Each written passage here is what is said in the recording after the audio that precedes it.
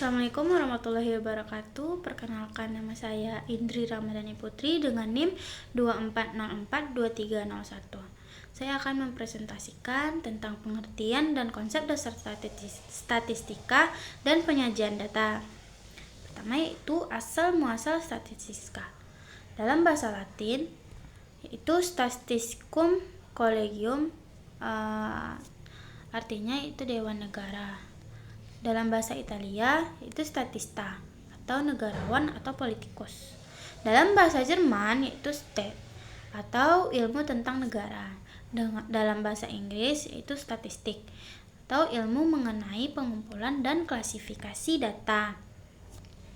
Statistika secara prinsip mula-mula hanya mengurus data yang dipakai lembaga-lembaga administratif dan pemerintahan. Pengumpulan data terus berlanjut, khususnya melalui sensus yang dilakukan secara teratur untuk memberi informasi kependudukan yang berubah setiap saat. Selanjutnya, perbedaan statistik dan statistika. Statistik artinya data atau kumpulan data dalam bentuk angka maupun bukan angka yang disusun dalam bentuk tabel atau diagram yang menggambarkan suatu masalah tertentu.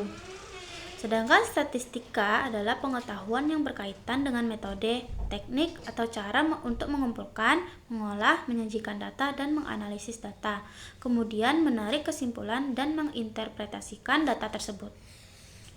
Selanjutnya yaitu tinjauan umum statistika. Tanpa disadari dalam kehidupan sehari-hari, sesungguhnya kita lebih banyak memakai statistika walaupun dalam bentuk yang sangat sederhana. Misal di rumah, kantor, pemerintahan, dan lain-lain. Di rumah, contohnya, seorang ibu menghitung pada bulan lalu uang yang dihabiskan untuk kebutuhan sebulan sebesar 2 juta rupiah. Di kantor, contohnya, seorang pimpinan memutuskan sebanyak 10% dari total pegawai terpaksa di PHK untuk mengurangi kerugian perusahaan. Dalam sektor pemerintah memperkirakan pertumbuhan ekonomi pada tahun mendatang mencapai 6% dengan asumsi tingkat investasi naik 10% dan lain-lain. Selanjutnya, dalam sektor pemerintahan, contohnya itu pemerintah memakai statistika untuk menyusun anggaran pendapatan dan belanja negara atau APBN yang didasarkan pada hasil perhitungan seperti nilai tukar rupiah terhadap nilai dolar Amerika, nilai ekspor, harga minyak, tingkat inflasi, nilai investasi, dan pertumbuhan ekonomi. Dalam hal ini, perhitungan statistika merupakan suatu prediksi atau perkiraan yang berdasarkan penilaian indikator ekonomi pada tahun sebelumnya. Di negara-negara maju, ilmu statistika telah lama berkembang dengan pesat sejalan dengan kemajuan ilmu ekonomi dan teknik. Misalkan Jepang adalah negara yang sangat berhasil menerapkan statistik dalam berbagai bidang seperti perencanaan desain produk, mobil, dan strategi menguasai pemasaran di berbagai negara. Jepang telah berhasil memadukan ilmu statistika dengan ilmu ekonomi, desain produk, psikologi, dan sosiologi masyarakat di berbagai negara untuk memprediksi dan menganalisis perilaku konsumen sehingga negara itu mampu menguasai perekonomian dunia. Bagi mahasiswa, mata kuliah statistika sangat penting karena berguna untuk mengumpulkan, mengolah, menganalisis, dan menginterpretasi data ketika menyusun skripsi, tesis, atau disertasi. Dalam hal ini, pengetahuan statistika dipakai dalam membuat metodologi penelitian. Selanjutnya, yaitu statistika dan metode ilmiah. Metode ilmiah adalah salah satu cara mencari kebenaran yang bila ditinjau dari segi penerapannya, resikonya untuk keliru itu paling kecil. Langkah-langkah dalam metode ilmiah. Langkah yang pertama yaitu merumuskan masalah. Yang kedua, melakukan studi literatur. Yang ketiga, membuat dugaan-dugaan, pertanyaan-pertanyaan, atau hipotesis. Yang keempat, mengumpulkan dan mengolah data, menguji hipotesis, atau menjawab pertanyaan. Yang terakhir yaitu mengambil kesimpulan. Adanya manfaat mempelajari statistika yaitu memberi pengetahuan dan kemampuan kepada seseorang untuk mengevaluasi terhadap data. Bagi mahasiswa ilmu-ilmu sosial, statistika dapat bermanfaat bagi dunia kerja kelak. Manfaat statistika dalam riset sosial. Yang pertama, menyusun, meringkas, dan menyederhanakan data. Yang kedua, merancang kegiatan survei atau eksperimen. Yang ketiga, menerapkan metode terbaik dalam penarikan kesimpulan atau inferensia.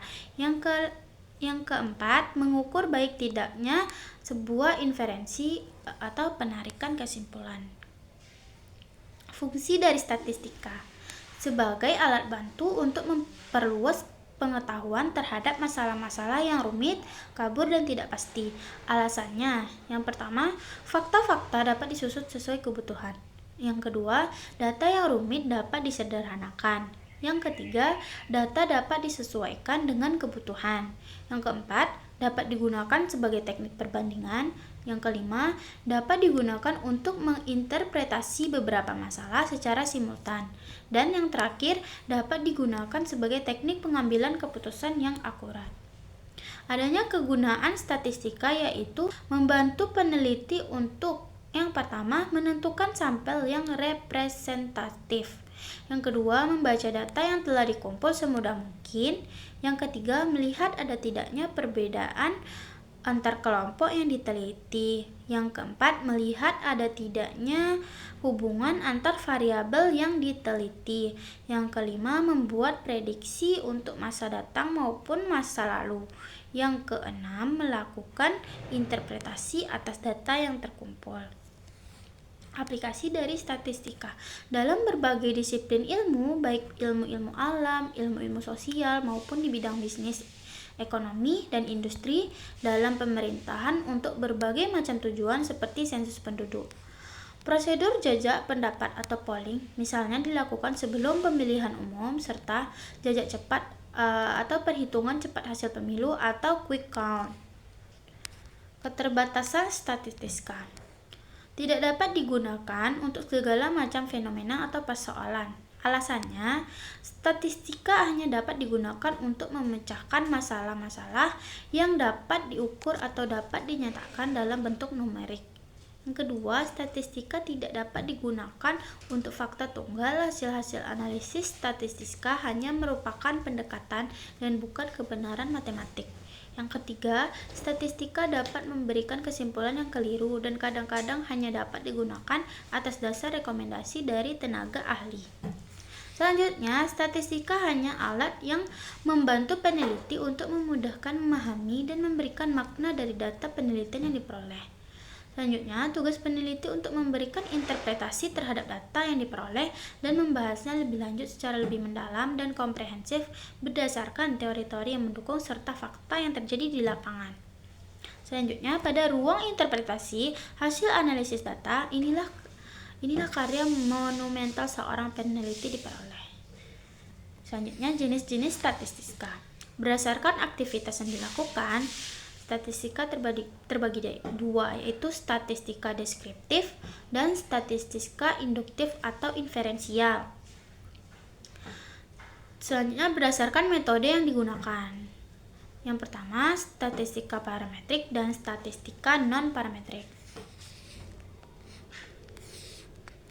Statistika deskriptif. Statistika deskriptif membahas cara-cara pengumpulan data, penyederhanaan angka-angka dari pengamatan, pengukuran pemusatan, dan penyebaran untuk memperoleh informasi yang lebih menarik. Kegunaan statistika deskriptif adalah kumpulan data tersaji dengan ringkas dan rapi dan dapat memberikan informasi inti. Yang kedua, data bisa ditampilkan dengan teknik grafik atau numerik. Yang ketiga, dapat mengukur dua karakteristik dari setiap respondennya dan meneliti hubungan keduanya. Yang keempat, berperan penting dalam persiapan analisis data. Inilah contoh statistika deskriptif. Salah satu dampak dari belum membaiknya sektor real adalah tingginya tingkat pengangguran di Indonesia. Pada Agustus 2004, jumlah pengangguran terbuka mencapai 10,3 juta jiwa. Pada Februari 2005 sebesar 10,9 juta jiwa dan Februari 2006 mencapai 11,1 juta jiwa. Inilah contoh diagramnya. Selanjutnya, statistik inferensial.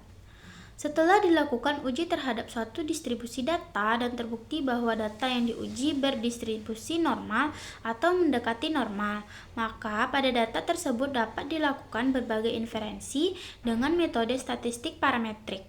Tetapi jika dalam pengujian terbukti distribusi data tidak berdistribusi normal atau jauh dari normal, maka inferensi yang dilakukan harus dengan metode statistik non-parametrik. Statistik parametrik dan non-parametrik. Statistika parametrik bagian dari statistika inferensial yang mempertimbangkan nilai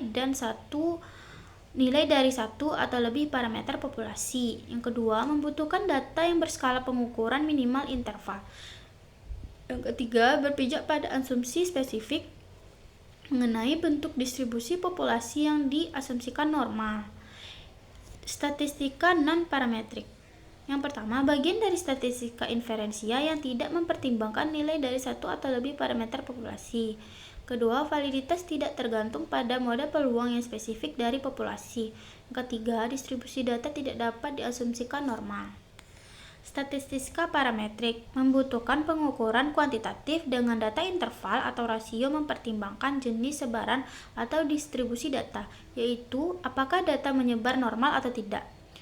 Contoh dari metode statistika parametrik yaitu uji Z atau 1 atau 2 sampel, uji T 1 atau 2 sampel, korelasi Pearson, perancangan percobaan, 1 or 2 ANOVA parametrik, dan lain-lain. Statistika non-parametrik membutuhkan data dengan data ordinal dan nominal. Merupakan statistika bebas sebaran atau tidak mensyaratkan bentuk sebaran parameter populasi baik normal atau tidak. Contoh metode statistika non-parametrik adalah binomial test, chi-square test, median test, Friedman test, dan lain-lain. Kedua, data. Data adalah fakta atau informasi atau statistik yang diperoleh dari penghitungan atau pengukuran atau percobaan. Data merupakan kumpulan keterangan atau fakta tentang sesuatu objek atau fenomena, baik berupa angka-angka atau bilangan maupun berupa kategori seperti senang, tidak senang, baik, buruk, berhasil, gagal. Data akan sangat bergantung dari definisi operasional variabel penelitian. Berikut jenis data berdasarkan sifatnya. Jenis data terbagi dari kualitatif dan kuantitatif. Ini adalah contoh dari jenis data. Data nominal. Data berskala nominal adalah data yang diperoleh dengan cara kategorisasi atau klasifikasi. Cirinya, posisi data setara, tidak bisa dilakukan operasi matematika. Contohnya adalah jenis kelamin, jenis pekerjaan.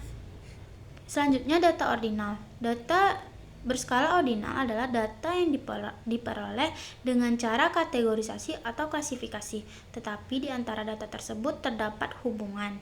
Cirinya, posisi data tidak setara, tidak bisa dilakukan operasi matematika. Contohnya adalah usia, ranking, tingkat pendidikan. Yang ketiga yaitu data interval. Data berskala interval adalah data yang diperoleh dengan cara pengukuran di mana jarak antara dua titik skala sudah diketahui.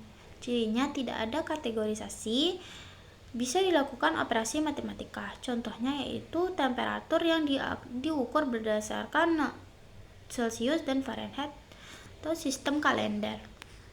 Yang keempat, data rasio. Data berskala rasio adalah data yang diperoleh dengan cara pengukuran di mana jarak antara dua titik skala sudah diketahui dan mempunyai titik nol absolut. Cirinya tidak ada kategorisasi. Bisa dilakukan operasi matematika. Contohnya yaitu gaji, skor ujian, dan jumlah buku. Dari skala pengukuran, skala nominal adalah angka yang diberikan hanya sebagai label saja. Contohnya pria sama dengan 1, wanita sama dengan 2, dan waria sama dengan 3. Skala ordinal, angka mengandung pengertian tingkatan. Contohnya ranking 1, 2, 3. Ranking 1 menunjukkan lebih tinggi dari ranking 2 dan 3. Skala interval, angka mengandung sifat ordinal dan mempunyai jarak atau interval. Contohnya, satu saham sangat prospektif dengan harga saham Rp736 sampai Rp878. Yang dua, saham prospektif Rp592 sampai Rp735. Selanjutnya yaitu skala rasio. Angka mempunyai sifat nominal, ordinal, dan interval serta mempunyai nilai absolut dari objek yang diukur. Contohnya, bunga BCA 7% dan bunga mandiri 14%, maka bunga mandiri 2 kali bunga BCA. 4 skala pengukuran dan statistik yang cocok untuk masing-masingnya. Skala nominal, contoh statistik yang cocok adalah modus, frekuensi, koefisien, kontingensi. Tes statistik yang sesuai yaitu tes statistik non-parametrik. Selanjutnya ordinal. Contoh statistik yang cocok yaitu median, persentil, Spearman, Kendall. Tes statistik yang sesuai yaitu tes statistik non-parametrik. Selanjutnya yaitu interval. Contoh statistik yang cocok yaitu mean, standar deviasi korelasi, momen hasil kali persen korelasi, momen hasil kali ganda. Tes statistik yang sesuai yaitu tes statistik non-parametrik. Selanjutnya yaitu rasio. Contoh statistik yang cocok yaitu mean, geometrik, koefisien, dan variasi. Tes statistik yang sesuai yaitu parametrik. Selanjutnya populasi dan sampel. Populasi adalah sebuah kumpulan dari semua kemungkinan orang-orang, benda-benda, dan ukuran lain dari objek yang menjadi perhatian. Selanjutnya sampel adalah suatu bagian dari populasi tertentu yang menjadi perhatian. Penyajian data. Penyajian data ada tabel atau daftar, tabel klasifikasi tunggal dan ganda, tabel kontingensi, tabel distribusi frekuensi, diagram atau grafik, diagram batang, diagram garis, diagram lambang, diagram lingkaran, dan diagram peta. Ini adalah contoh tabel klasifikasi tunggal, susunan pimpinan dan keanggotaan Badan Kehormatan DPRD Kota Sawalunto periode 2009 sampai 2014. Ini adalah contoh tabel klasifikasi ganda jumlah penduduk agama di Kota Sawalunto tahun 2009 sampai 2012. Ini adalah contoh tabel kontingensi data jumlah penduduk Kota Sawalunto tahun 2014. Selanjutnya, distribusi frekuensi. Distribusi frekuensi adalah mengelompokkan data interval atau rasio dan menghitung banyaknya data dalam satu kelompok atau klasifikasi. Dalam membuat distribusi frekuensi, caranya mencari sebaran atau range, yakni selisih antara data paling besar dengan data paling kecil. Inilah contohnya, teman-teman. Ini contoh tabel distribusi frekuensi, daftar nilai statistika mahasiswa prodi IAIN FISIK UNP. Ini adalah contoh diagram batang atau bar chart. Ini adalah contoh grafik batang tunggal. Itu jumlah kasus baru HIV atau AIDS dari tahun 2004 sampai 2008. Ini adalah contoh dari grafik batang berganda atau multiple bar chart. Ini contoh diagram garis atau line chart. Ini juga diagram garis. Jumlah anggota DPRD Kota Sawalunto periode 2004 sampai 2009 dan 2009 sampai 2014. Dan ini adalah contoh grafik garis tunggal TFR di Indonesia dari tahun 1997 sampai 2007. Contoh diagram lingkaran atau pie chart. Nah, dan ini contoh diagram lingkaran juga. Jumlah penduduk Kota Sawalunto berdasarkan kecamatan tahun 2011. Dan ini adalah persentase pria kawin yang pernah mendengar tentang HIV atau AIDS menggunakan diagram lingkaran. Nah, dan ini statistik bencana alam di Indonesia. Ini contoh diagram peta atau kartogram. Dan ini diagram peta sebaran cadangan gas bumi di Indonesia. Nah, dan ini kondisi tektonik Indonesia. Ini peta seismisitas Indonesia tahun 1973 sampai 2005. Ini peta seismisitas yang 3D. Ini adalah gempa merusak dan tsunami periode 1991 sampai 2006. Ini adalah contoh diagram lambang atau piktogram. Ini diagram lambang. Nah, dan ini contoh grafik histogram. Ini contoh poligon, contoh kurva ogive. Sekian dari saya, terima kasih. Mohon maaf atas kekurangan dan kesalahan saya. Assalamualaikum warahmatullahi wabarakatuh.